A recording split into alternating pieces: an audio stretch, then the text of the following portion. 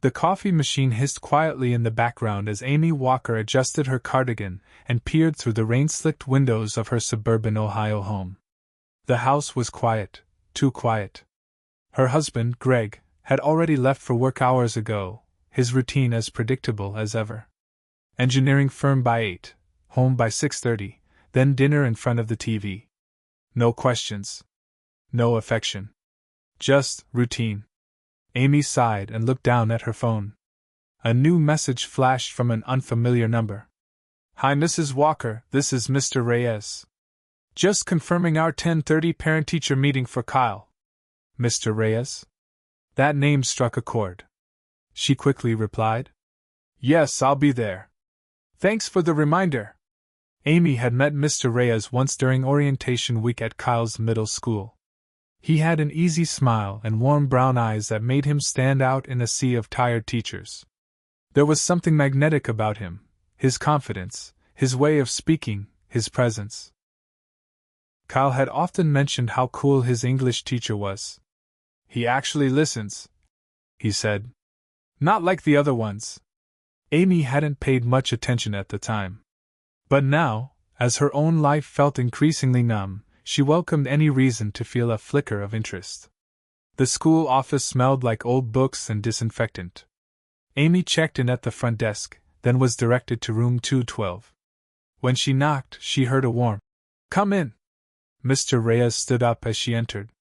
Tall, with rolled-up sleeves and glasses pushed slightly down his nose, he gave her a smile that didn't feel like it belonged in a parent-teacher meeting.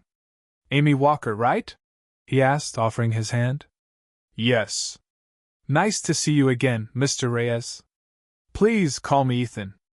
They sat across from each other. For the next 20 minutes, they talked about Kyle's progress. Ethan praised Kyle's creativity and reading comprehension, but expressed concern about his growing withdrawal in class. "He seems distracted.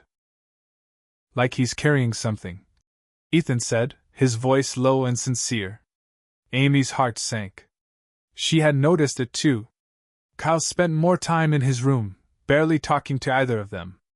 "We've had a rough year," she said, trying to keep her voice steady. "Greg, my husband, and I were not exactly on the same page anymore." Ethan nodded, not pressing further. "If there's ever anything I can do, for Kyle or for you, don't hesitate." His tone was gentle. Not professional. Personal. Amy felt warmth rise in her cheeks. Over the next few weeks, the texts started innocently. Questions about Kyle's projects. Updates on his behavior. Then one night Ethan messaged, "Can I be honest with you? I look forward to talking with you more than I probably should." Amy stared at the screen. Her heart beat faster. "Me too," she replied. 3 seconds later, she regretted it. 5 minutes later, she didn't. From there, the texts became longer. Late-night thoughts. Shared frustrations. Jokes. Music. Movies. And then, the inevitable. "Sometimes I imagine what it would be like if things were different. If we met at a different time." Amy lay awake that night next to Greg, who was snoring softly. She stared at the ceiling, thinking of Ethan's words. What if? The first time they met outside of school, it was under the guise of discussing Kyle's writing portfolio. Ethan suggested a quiet cafe on the east side of town. It was neutral, warm, filled with the aroma of cinnamon and espresso.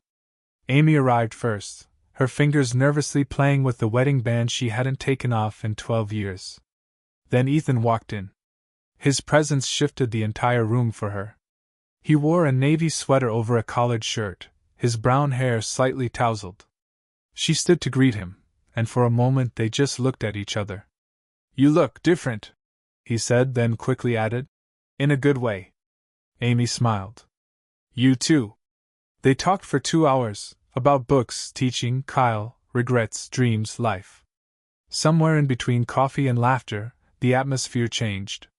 It was no longer a parent-teacher meeting. It was something more. And when Ethan gently touched her hand across the table, either of them pulled away. The affair didn't begin in a burst of passion. It unfolded slowly, like a carefully written novel. Their first kiss came weeks later, in Ethan's car after a bookstore reading he'd invited her to. It was raining, and Amy remembered how the streetlight outside made the raindrops glow on the windshield. She hesitated, but Ethan leaned in first. "I know this is wrong," he whispered.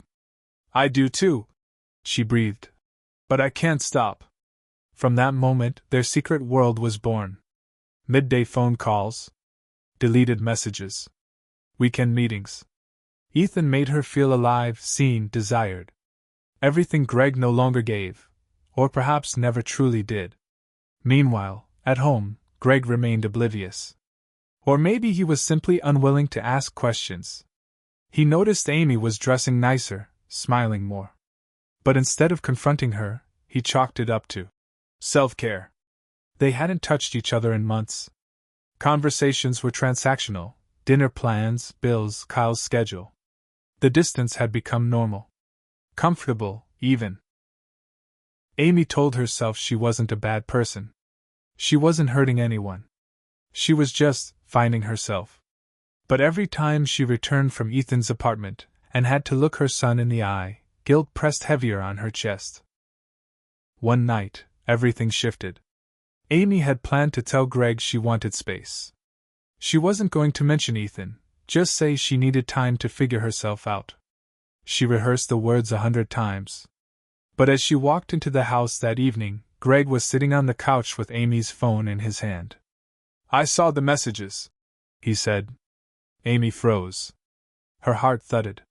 "Greg, How long?" he asked, his voice low, trembling. She couldn't lie. Not anymore. "A few months." Greg stood slowly, his eyes full of disbelief. "Was it worth it? Throwing this all away?" "I didn't plan this," Amy said, tears forming. "You haven't looked at me in years. You stopped caring. I felt invisible." "I didn't stop caring," Greg snapped. "I just thought we were okay.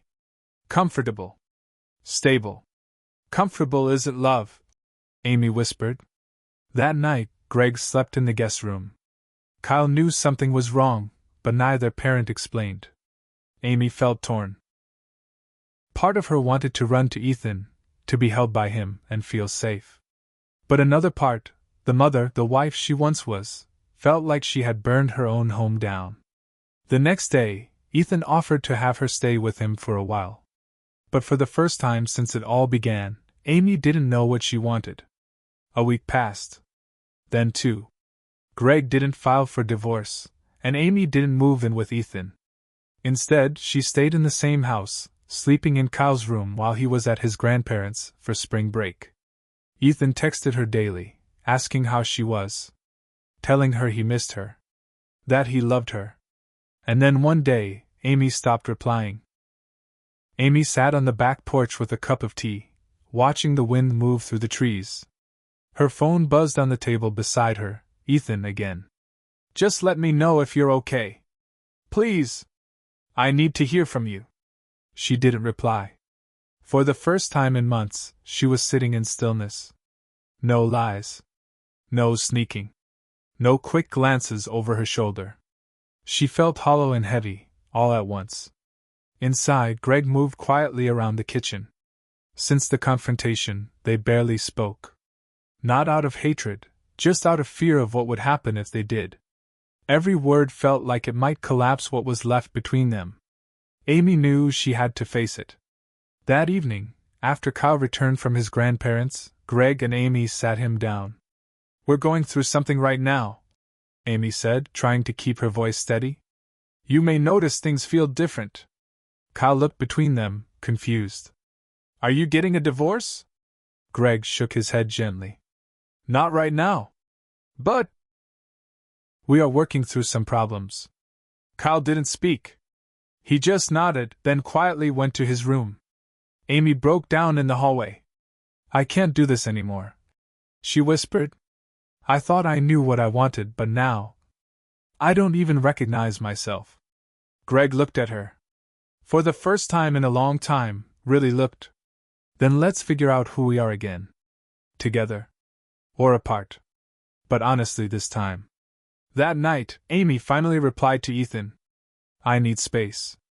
I don't know who I am right now. I care about you, but I can't run away from everything I've built, not like this. I need time to figure out if what we had was real, or just an escape. The message was marked, Read. No reply came. Over the next few weeks, Amy began therapy. Greg did too, separately.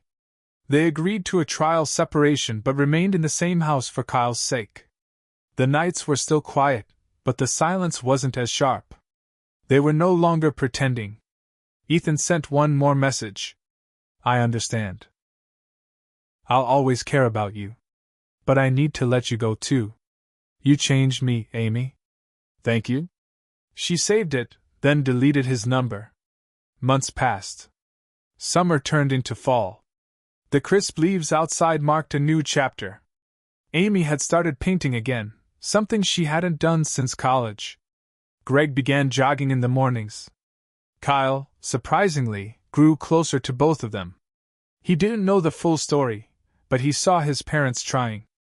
And that, somehow, meant everything to him. One day, over breakfast, Greg looked up from his coffee. I've been thinking. Maybe we try counseling, together. Amy studied him. There was no bitterness in his voice. No blame. Just hope. Okay, she said. Let's try. 2 years later, Amy stood at Kyle's high school graduation, her arm gently touching Greg's as they watched their son walk the stage. They weren't the same couple they once were. Their love had changed, less romantic, more patient, layered with scars. They still lived in the same house, though in separate rooms. But there were smiles now. Real ones. They had become friends again. Supportive. Honest. Transparent. Ethan had taken a teaching job in another state. Amy heard about it through the PDA. He never contacted her again. Sometimes, late at night, she thought about him. About how he made her feel alive during a time she felt invisible. About the way she had risked everything for a version of herself that no longer existed. But she didn't regret it, not fully. Because it forced her to wake up. To confront the silence she had allowed to grow in her life. And because, in the end, it taught her the most important lesson. Love doesn't always arrive cleanly. Sometimes it wrecks things. Sometimes it builds. But the kind of love that lasts? That one doesn't just burn hot. It learns how to rebuild from ashes. The end.